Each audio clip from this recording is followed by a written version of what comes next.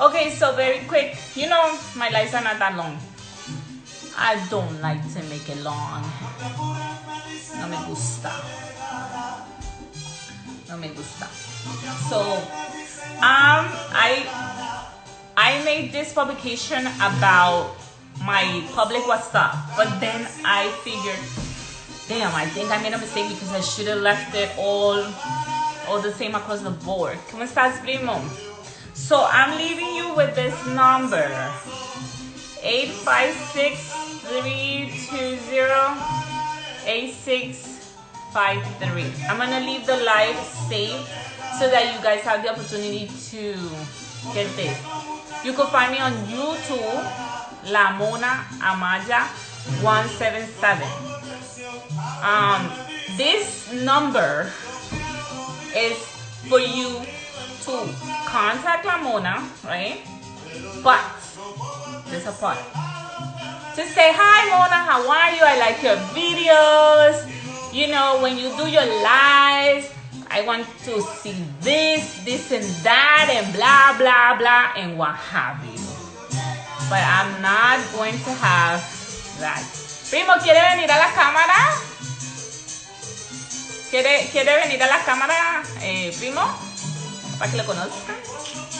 Vale un poquito de sonido. Mándenme el request y lo traigo a la cámara. A ver si el primo se atreve.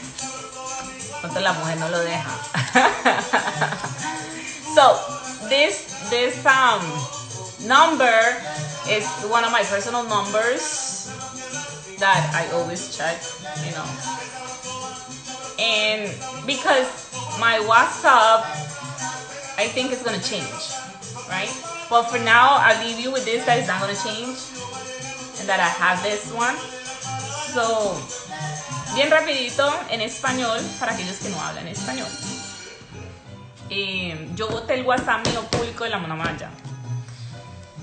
Y después yo me puse a pensar, ay, pero yo debía haber dejado eso como uniforme, como todo el mismo, igualito. Entonces yo dije, ah, pues madre, metí la pata. Entonces, ahora, mientras que yo craneo cómo es que voy a resolver este problema técnico, los dejo con este número. Para que no se vuelvan intensos. Para que no me estén llamando en el Messenger de Facebook, ni en el Messenger de aquí de Instagram. Para que no me estén haciendo videollamadas a las 2 de la mañana, ni nada de eso. Mándenme un texto ahí, la Mona les va a responder, soy yo. Sí, yo, porque yo manejo mis redes, a mí nadie me maneja mis redes. A mí me asesoran, pero yo las manejo, porque yo tengo la capacidad de hacerlo. Yo lo tengo, entonces yo las manejo, ¿ok? So, cuando ya yo diga, ok, vamos a hacer esto, lo otro, ya les monto con el email, con el WhatsApp, con el todo, para que ustedes se comuniquen directamente con la Mona. Para que, aquí vean, tengo el otro teléfono destinado exclusivamente para mis fans, mis seguidores. Entonces ya ahí ustedes me dicen, ay Mona, me gustó tu video, ay Mona, ¿sabes qué? Este video le faltó esto, le faltó lo otro, bla, bla, bla, bla, bla. Tener opiniones bonitas, todo eso. Ahora, Instagram es donde yo vengo a hacer La Mona Amaya Te Entrevista. Acá es donde yo hago esto. Esta es mi casa. Facebook es mi segunda casa, pero mi primera casa es Instagram. Instagram es donde yo traigo mis lives, donde yo traigo a las personas que yo invito, donde yo brindo al público que me sigue un contenido diferente a lo que están haciendo otras personas. Yo no le copio a nadie, La Mona Amaya no le copia a nadie, no. Yo no voy a copiarle nada porque yo no necesito, yo tengo demasiado estudio en mi cabeza como para copiarle cosas a alguien, ¿ok? Gracias a Dios, mi mamá invirtió mucho en mi educación, ¿okay? O sea que yo no tengo que estarle copiando nada a nadie respecto a lo de La Mona Amaya Te Entrevista. Ahora, que si utilizo los voiceovers en TikTok de otras personas, celebridades, o sea, pues ya es otro cuento. Eso ya es otro cuento. Pero todo lo que yo hago en La Mona Amaya Te Entrevista, La Mona Amaya 177 Te Entrevista, son ideas mías. Y cuando yo hago, bajémosle un poquito de volumen a esta, que está muy duro.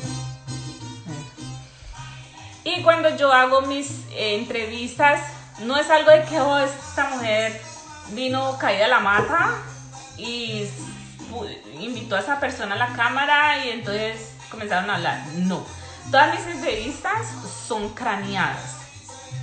Todas mis entrevistas son planeadas. Yo me siento con la persona, yo hablo con la persona, yo le digo, ¿qué te gustaría que yo te pregunte? Que no, o sea, todo eso yo lo hago. Entonces, por lo menos tengan un poquito de respeto con mi trabajo. Por favor, no me manden mensajes obscenos. Por favor, no me manden fotos de sus genitales o fotos de otras formas. Yo no soy stripper. Yo no soy Esperanza Gómez. Yo no soy una entretenedora de adultos. ¿Comprenden? O sea, ya. Entonces, si ustedes quieren saludarme por el DM de este Instagram, ustedes pueden. Yo les contesto. Pero no me estén llamando haciéndome videollamadas. ¿Por qué no? Pues yo hago mis lives y eso comienza a ¿cómo se dice eso? Hacer como, yo no tengo la palabra aquí, como problemas, crear problemas, porque entonces no puedo ir live porque me está entrando una llamada, cosas así. Entonces yo dije, no, se acabó esa joda. Ahora un WhatsApp solo para los seguidores. Hi Luca, how are you? I want to know, do you speak English or Spanish? I offer you to do a live with me and you have not answered me. I'm leaving you with my number here, okay? Send me a text if you want to be part of a live en La Mona Maya Te Entrevista. Yo no sé si tú hablas inglés o español, me dejas saber, ok? Y voy a botar la publicación del nuevo WhatsApp mío con la dirección de email, todo, o sea, como quien dice la enchilada completa. Para que entonces si no me encuentran por el WhatsApp, pues me encuentran por el email o me encuentran por un número de teléfono. Entonces, Luca, you need to let me know because I'm interested in doing a live with you. Luca 314158. Okay? So, like that. I'm interested in people that participate. I'm like, when I do the lives, come on, people, just don't just enter and that's it. No, participate. Say something. Say something that of whatever I said, whatever I'm talking, like, say something. Participate. You know. Hace poquito estaba en Facebook, hice mi live, este mismo mensaje, con mi número de teléfono, para que me manden mensajes, todo ese cuento. Y les dije de que pues a los seguidores, I have a lot of people from the Middle East, I have a lot of people from India, Asia. In Asia, you know, because India's in Asia also. And I know you have it too. Entonces, like, and another thing, when I do my posts, please don't share things that you're not supposed to share on a public post. You know what I'm saying? There was this guy on Facebook. I did some type of post there. I mean, it has not happened to me in Instagram. I'm not complaining about you guys. You guys are a totally different population here. So, yeah, totally different. So when I click the mode translate, oh my God, the things that God said to me. Oh, damn. What? Does this guy know that I'm not a porn star, that I'm not a stripper, that I don't do that type of shit? Like, what the fuck, right? So please, have some consideration. You know, I know this is the consequence of having a lot of followers, but I'm here to keep those that respect me, those that value my work. Remember, I sit for hours thinking, okay, what am I gonna do next? What am I gonna do this and that? So at least have some little bit of respect on that. And my work, the things that I give you, right? That I want to educate, that I want to make, hey, how are you? And D2, you're always in my life. Just have some respect, man. That's it. Some respect. Show me love, but with respect. You know what I'm saying? I don't need dick pics. I don't need pictures of your genitals. I don't need pictures of you naked. If I want to see that, believe me, the internet is full of that. Like, I just put dick and then a lot of pictures. So I don't need to see your specifically one, okay? Don't send it to me. I don't need to see it. If I want to see it, I know where to find it. Okay? I could go to Google and boom, many different and diversity. You see what I'm saying? So please, and I'm not gonna stop saying it. Okay?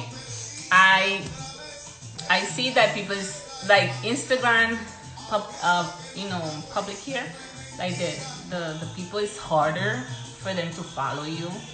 Yeah, look, he's funny, he's laughing, and D2. It's true. Okay? Just follow me. You could find me on YouTube, the same, La Mona Maya 177. I upload all the lives that I do on Instagram. I upload it on YouTube and leave it there permanently, so that maybe this is your first time seeing my work. You will see the great variety of it. I do have ideas, but not until those ideas are really clear, I don't just put it out. See what I'm saying? Yo no, cuando yo tengo una idea, yo no es que, oh, me inventé la idea y ya. Oh, you speak English. Okay, I asked you, you didn't say nothing. So I keep it in English. Okay, good. I asked you, I said, Luca, I asked you to do a live with me and you have not answered me. I send you a DM and you have not answered me. You're ignoring me. But I see you in my lives all the time. So I don't know what the heck.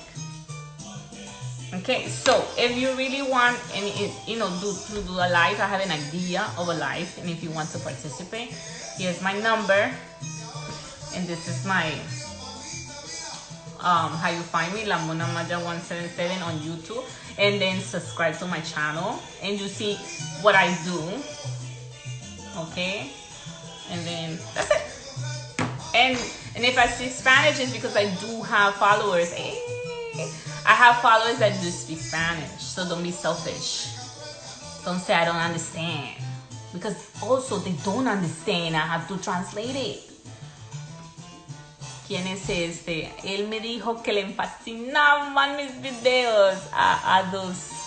Adostado, ¿cómo estás? ¿Tú de dónde eres? Adostado, Karina. Hey, Karina, you have so many Instagrams. You enter with one and then the other one, or you just change your username. I don't know. She changes her name so much. First of all, you was Amor, then Karina, then I don't know. You keep changing it. That's not good. Keep one so people can follow you. Keep the love together. Adostato. ¿De dónde tú eres? ¿De dónde tú eres? ¿De dónde tú eres? Respóndeme. Ese es mi tema, doña Betsa.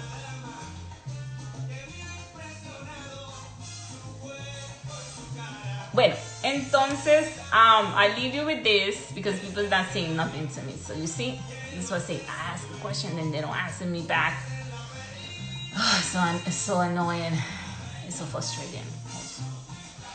Okay, so I leave you with this news. I'm gonna leave it there so you guys could see it. You could message me there until I figure my what's up and what's gonna happen to it. Okay, and I'm gonna keep doing lives.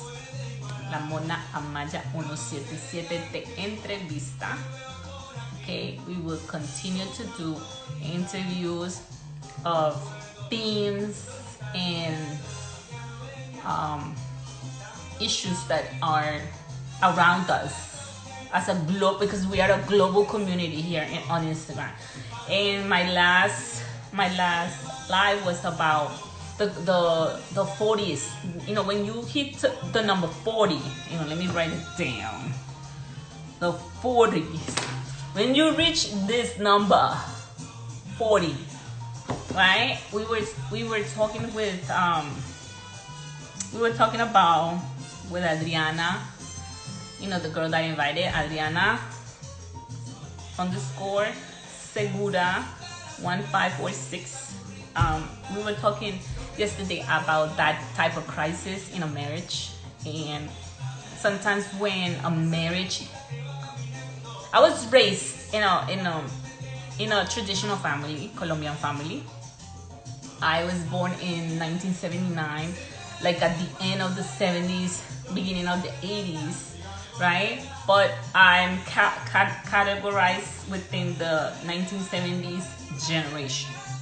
So, like, for those that maybe saw the live but don't know what the heck we were saying, it was basically, we were talking about that this generation from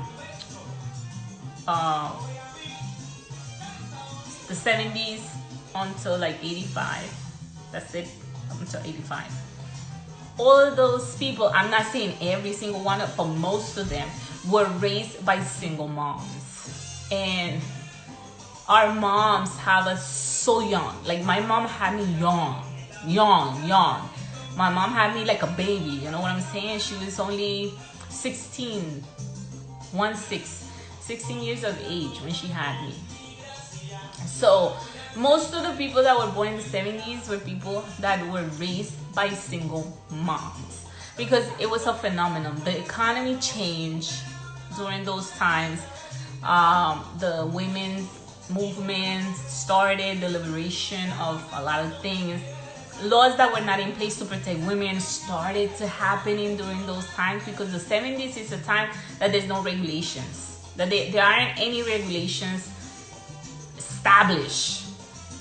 So a lot of shit happened in the 70s that affected our generation, and we were kind of like these guinea pigs, and basically they experimented with us, and then the millennials really had it better in lots of things, you know, because come on, I had a beeper, come on, I'm way back in the technology. Like I experienced having a beeper, I experienced having all the different types of cell phones. I had a psychic, you know, remember? I don't know if you know from my age. I even keep this one, the flip phone. You know, like I had a flip phone, and then when we used to flip, and we used to like show it, so people see, oh look, we had a cell phone. Like I bragged with a flip phone back in 1990s, in the 90s, but now it's like, damn, look at the person with a flip phone. But I went through all those things, right? So now we were still talking about technology, but we were more emphasizing that most of us that were born in 1970 and 8 until 85 were raised by single moms, and those single moms, since they had that trauma of having us so young, they really didn't enjoy life, because you know they were raising kids and they had to do grown-up decisions at an age that you should be partying, you should be doing lots of things that you don't have a baby at 16. You see what I'm saying? So those were the type of moms that were raised, that raised this generation of mine, right? But now we are in our 40s. Oh look, my eyelash went away. Now we are in our 40s. And number 4, the 4th floor, and then we enter a crisis. And we were talking about that. We enter a crisis in a marriage. I went through the crisis of the 40th, when someone turns 40th. My husband was about 3 years older than me, so he started the 4th floor earlier than me, and then I follow along with him. But he did went through that andropause, or there's a new name for it, something male. I forgot. I don't know. When I know the name, I'll tell you. But they changed the name. They don't say andropause anymore because they say it's not. It really doesn't describe what happened to men because men don't just menstruate, so it shouldn't be called andropause.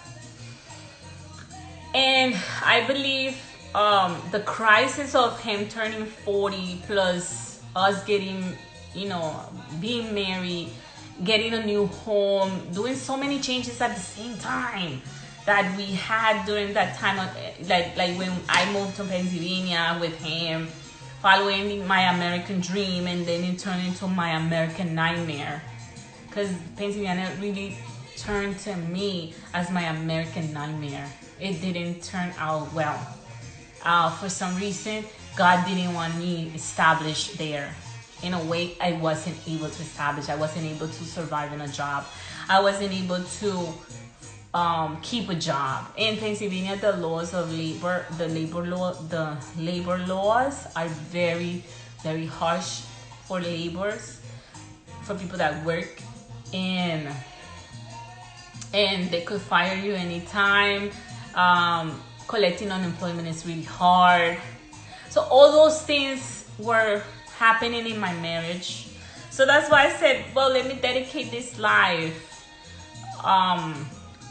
in honor of my suffering, in kind of way, and educate the youngsters, the ones that are 20 now. But when I was 20, I never got such person like me talking to them or bringing this message and saying, well, this is what's happening, right?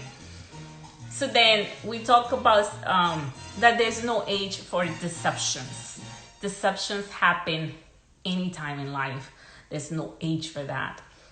Deceptions are not only an exclusive of a partner. It's not just for love. Also family, also friends, in our own profession. Deceptionists. Okay, so we talk all of that in that life that you're seeing in my thing. So okay, that's what we were talking, and the conclusion of it was that, I was raised with the idea that if I married late in life, that was good, that it will guarantee me to death do us part, and it didn't happen like that. It didn't happen like that. It didn't guarantee me nothing. So basically, that was what that life is about. Now, why am I translating this to you? Because I'm looking for someone that speaks English to talk about the same issue, the same subject with me, but that person needs to be in her 40s, okay? At least, well, if they have never been married, have relationships, and things like that, and that we could share some ideas, and have a discussion, and then people could participate and things like that. So I'm looking for someone, because I really don't have that. Because most of my friends, even though they're in their 40s, they're very shy. They don't want to participate. Ay, no, Paola, yo no quiero. A mí me da pena, que no sé qué. Y entonces, so if there's someone out there who's following me, who might see this later,